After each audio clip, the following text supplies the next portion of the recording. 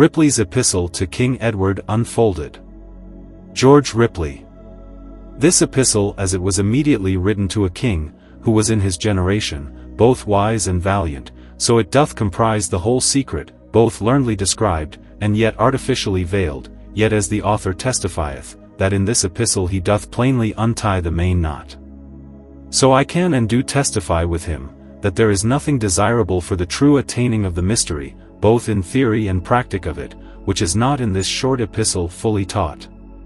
This then I intend as a key to all my former writings, and assure you on my faithful word doubtfully or mystically, as I have in all my other writings, seeming to aver some things which taken without a figure, are utterly false, which we did only to conceal this art. This key therefore we intend not to make common, and shall entreat you to keep it secret to yourself and not to communicate it, except it be to a sure friend, who you are confident will not make it public. And this request we make upon very good grounds, knowing that all our writings together are nothing to this, by reasons of the contradictions which we have woven into them, which here is not done in the least measure. I shall therefore in this epistle take up a new method, and that different from the former, and shall first draw up the substance of the philosophy couched in this epistle, into several conclusions, and after elucidate the same. The first conclusion is drawn from the 9th stave of this epistle, the 8 first staves being only complemental, and that is, that as all things are multiplied in their kind, so may be metals, which have in themselves a capacity of being transmuted, the imperfect to perfect. The second conclusion in the 10th stave is, that the main ground for the possibility of transmutation, is the possibility of reduction of all metals, and such minerals as are of metallic principles, into their first mercurial matter. The third conclusion is in the 11th stave, that among so many metalline or mineral sulfurs and so many sulfurs there are but 2 that are related to our work, which sulfurs have their mercuries essentially united to them. The fourth conclusion from the same stave is, that he who understands these 2 sulfurs and mercuries aright, shall find that the one is the most pure red sulfur of gold, which is sulfur in manifesto and mercurius in occulto, and that other is most pure white mercury, which is indeed true quicksilver, in manifesto and sulfur in occulto. These are our 2 principles. The fifth conclusion from the 12th stave is, that as a man's principles be true, and his operations regular, his event will be certain, which event is no other than the true mystery. These conclusions are but few in number, but of great weight. The amplification, illustration, and elucidation therefore of them will make a son of art truly glad. For the first, forasmuch as it is not for our purpose here to invite any to the art, only intending to lead and guide the sons of art, we shall not prove the possibility of alchemy, by many arguments, having done it abundantly in another treatise. He then that will be incredulous, let him be incredulous, he that will cavil, let him cavil, but he whose mind is persuaded of the truth of the art, and of its dignity, let him attend to what is in the illustration of these 5 conclusions discovered, and his heart shall certainly rejoice. We shall therefore briefly illustrate this first conclusion, and insist there are more largely, where the secrets of the art are most couched. For this first then which concluded in effect the truth of the art, and its reality, he that would therein be more satisfied in it, let him read the testimony of all philosophers, and he that will not believe the testimonies of so many men, being most of them men of renown in their own time, he will cavil also against all other arguments. We shall only hold to Ripley's testimony in this our key, who in the 4th stave, assures the king that at Louvain he first saw the greatest and most perfect secrets, namely the 2 elixirs, and in this following verse, craves his confident credit, that he hath himself truly found the way of secret alchemy, and promiseth the discovery of it to the king, only upon condition of secrecy. And in the 8th stave, though he protests never to write it by pen, yet proffers the king at his pleasure, to shew him ocularly the red and white elixir, and the working of them, which he promiseth will be done for easy's costs in time. So then he that will doubt the truth of the art, must account this famous author, for a most simple mad sophister, to write and offer such things to his prince, unless he were able in effect to do what he promised, from which imputation his writings, and also the histories of him, of his fame, gravity, and worth will sufficiently clear him. We now come to the second conclusion, the substance of which is, that all metals and bodies of metalline principles may be reduced to their first mercurial matter, and this is the main and chief ground for the possibility of transmutation. On this we must insist largely and fully, for, trust me, this is the very hinge on which our secrets hang. First, then know that all the metals, and several minerals have mercury for their next matter, to which, for the most part, nay indeed always, there adheres, and is concoagulated an external sulfur, which is not metalline, but distinguishable from the internal cairn of the mercury. This sulfur is not wanting even in common argent vive, by the mediation of which, it may be precipitated into the form of a dry powder. Yea, and by a liquor, the alkahest, well known to us, though nothing helping of this art of transmutation, it may be so fixed, that it may endure all fires, the test and coppel, and this without the addition of anything to it, the liquor, by virtue whereof it is fixed, coming away entire, both in its pondus and virtue.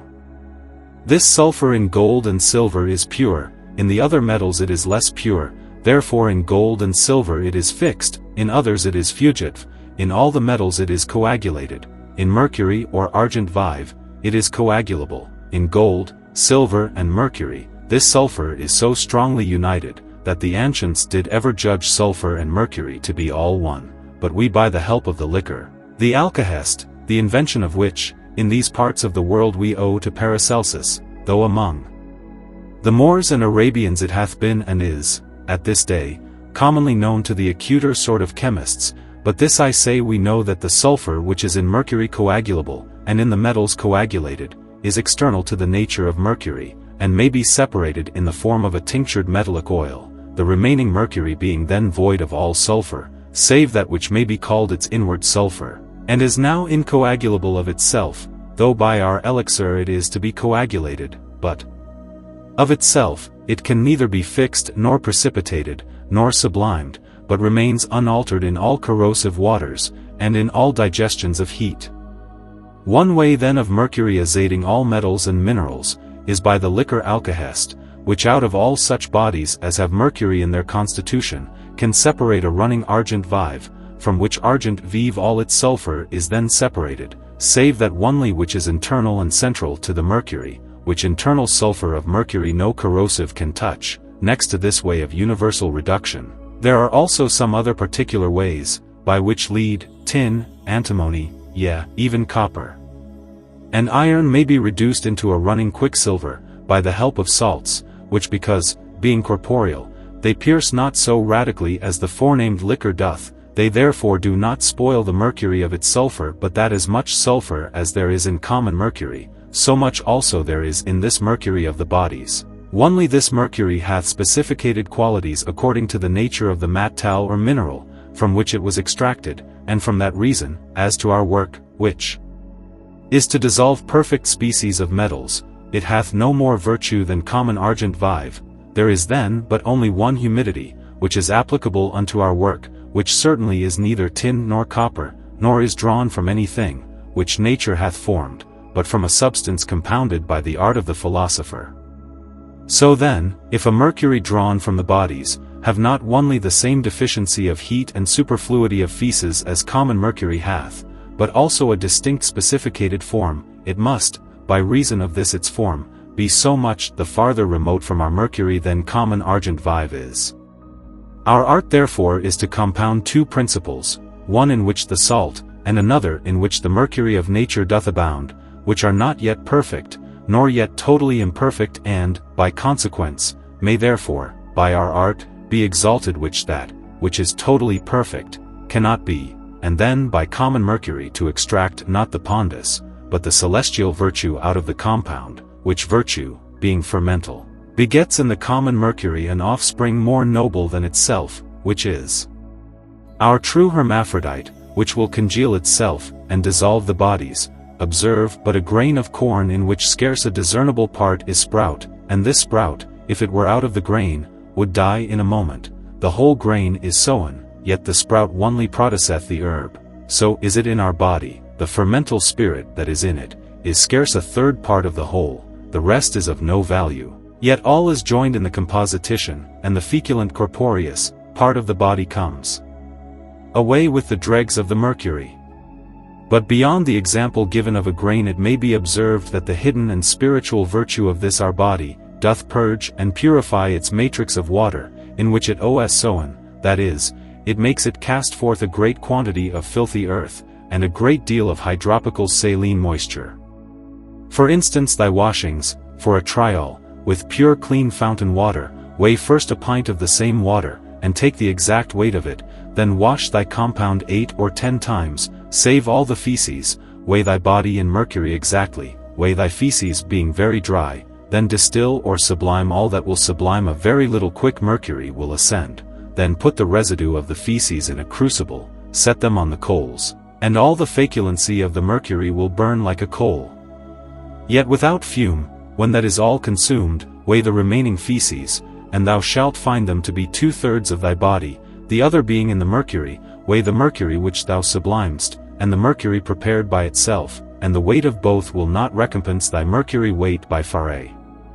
So then boil up thy water to a skin, in which thou madest thy lotions, for that is a thick water, and in a cool place thou shalt have crystals, which is the salt of mercury crude, and no way fit for medicines, yet it is a content for the artists to see how the heterogeneities of mercury are discovered, which no other art save the liquor of alkahest can do, and that in a destructive, and not a generative way as this is. For this operation of ours is made between male and female, within their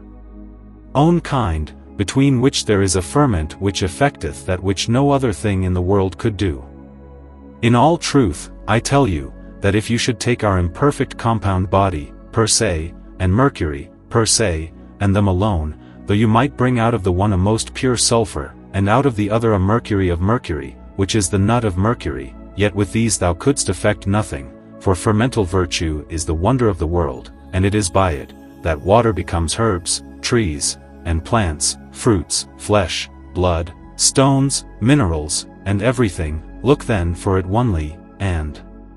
rejoice in it as in a deservedly invaluable treasure. Now know that fermentation works not out of kind, neither do salts ferment metals. Wilt thou know then whence it is that some fixed alkalis do extract a mercury out of minerals, and out of the more imperfect metals? Consider then, that in all these bodies the sulfur is not so radically mixed and united, as it is in silver and gold.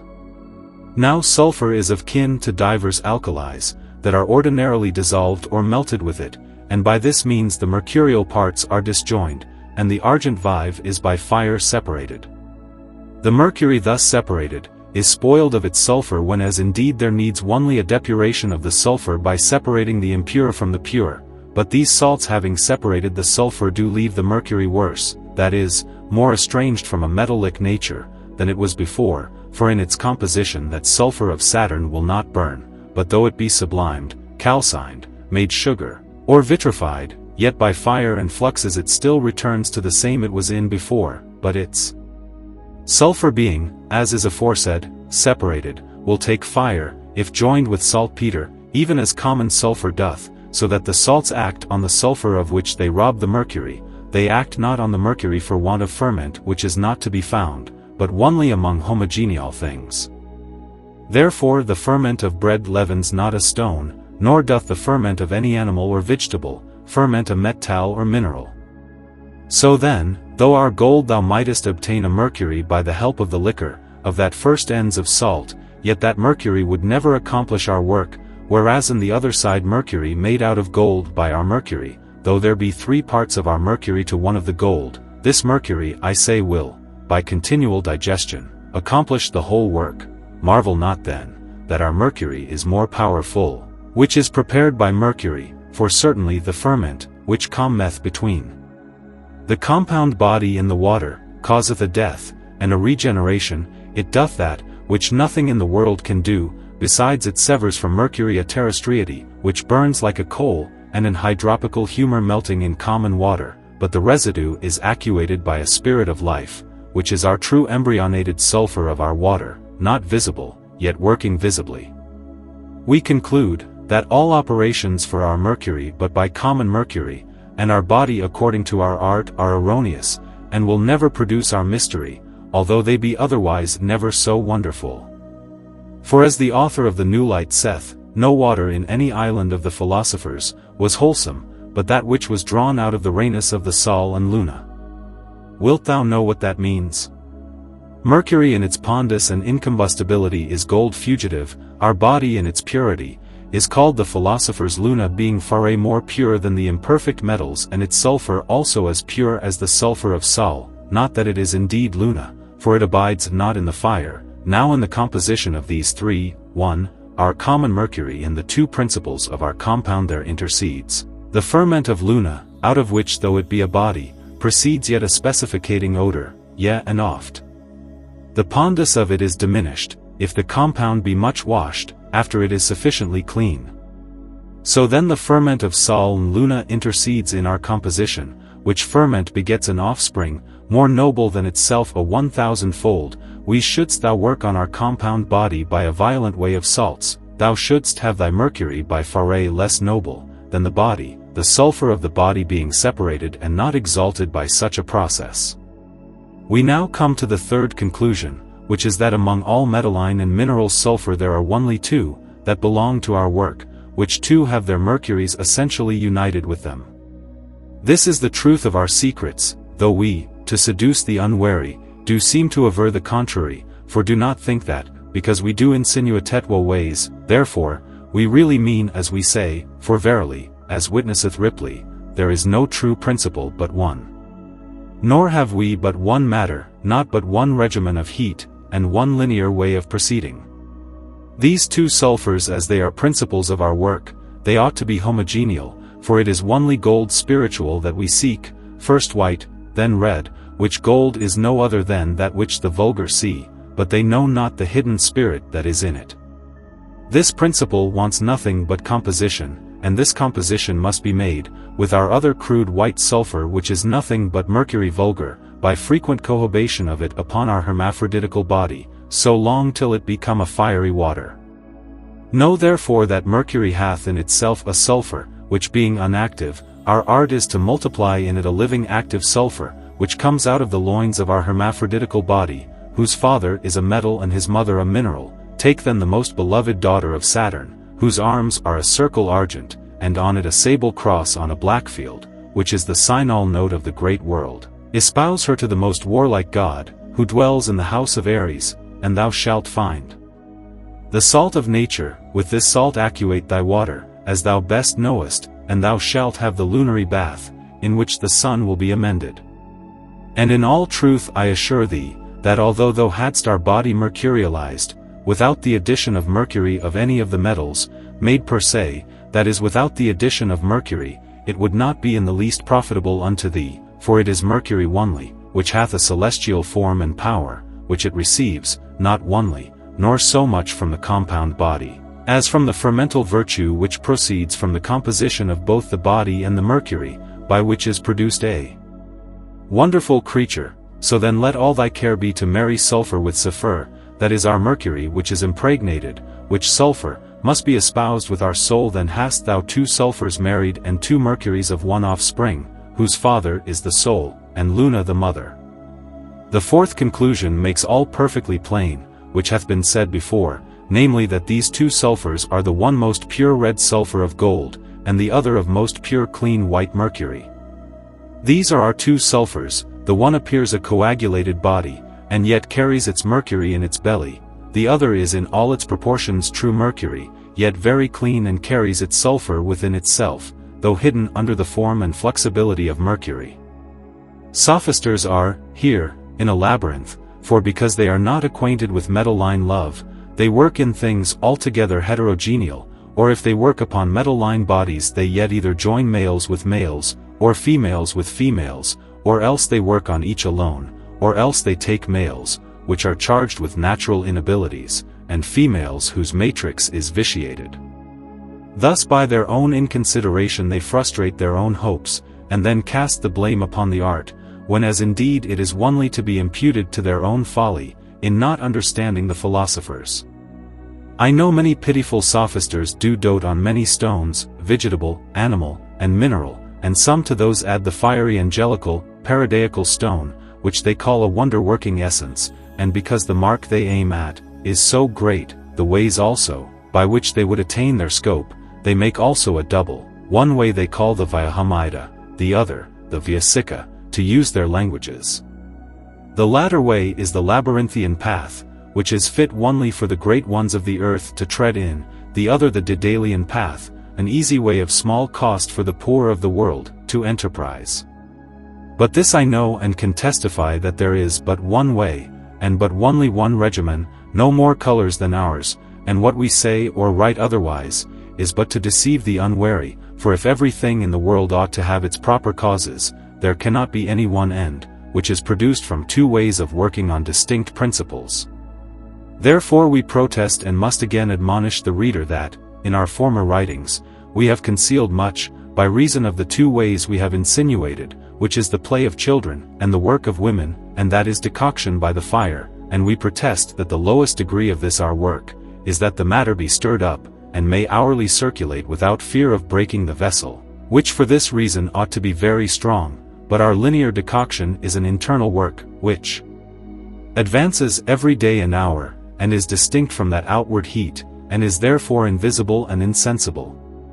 In this our work, our Diana is our body when it is mixed with the water, for then all is called the moon, for Leighton is whitened, and the woman bears rule, our Diana hath a wood, for in the first days of the stone, our body after it is whitened grows vegetably.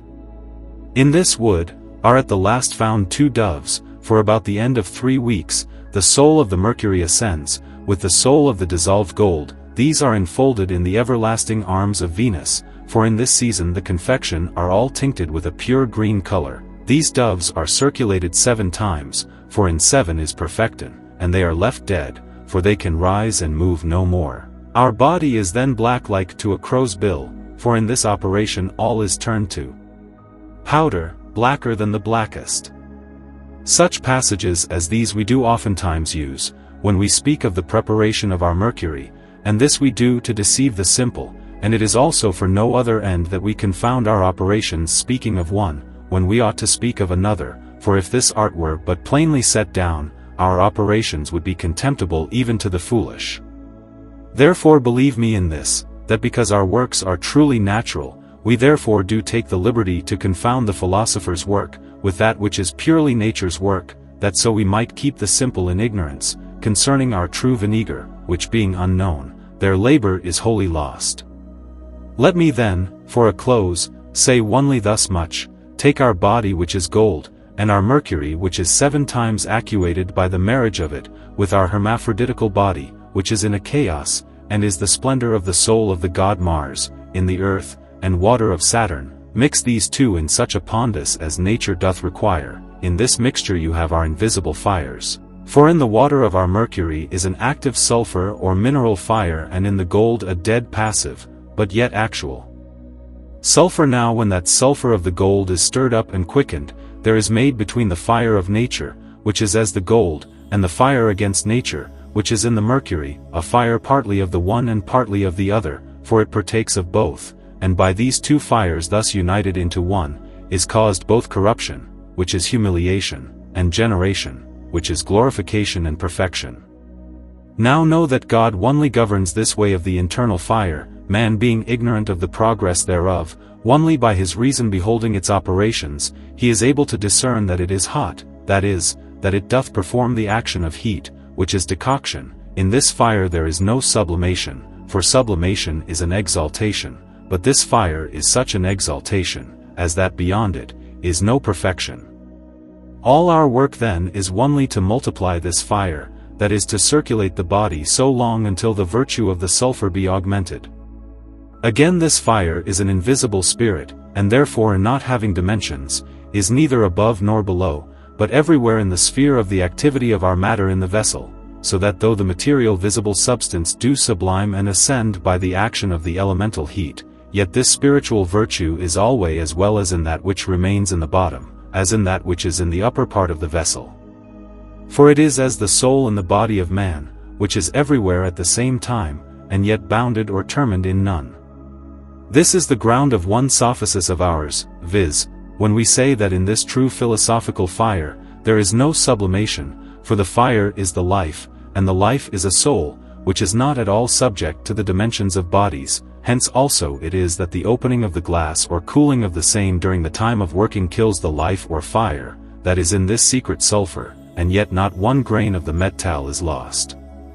The elemental fire then is that which any child knows how to kindle and govern, but it is the philosopher only that is able to discern the true inward fire, for it is a wonderful thing, which acts in the body, yet is no part of the body. Therefore the fire is a celestial virtue, it is uniformed, that is, it is always the same until the period of its operation is come, and then being come to perfection it acts no more, for every agent, when the end of its action is come then rests. Remember then that when we speak of our fire which sublimes not, that thou do not mistake and think that the moisture of the compound which is within the glass ought not to sublime, for that it must do incessantly, but that the fire that sublimes not, is the metalline love, which is above and below and in all places alike. Now then for a close to all that hath been said, learn and be well advised what matter you take in hand, for an evil crow lays an evil egg, as the proverb hath it, let thy seed be pure, thus shalt thou see a noble offspring, let the fire without be such, as in which our confections may play to and fro incessantly, and this, in a few days, will produce that which thou most longeth for, the crow's bill. The end.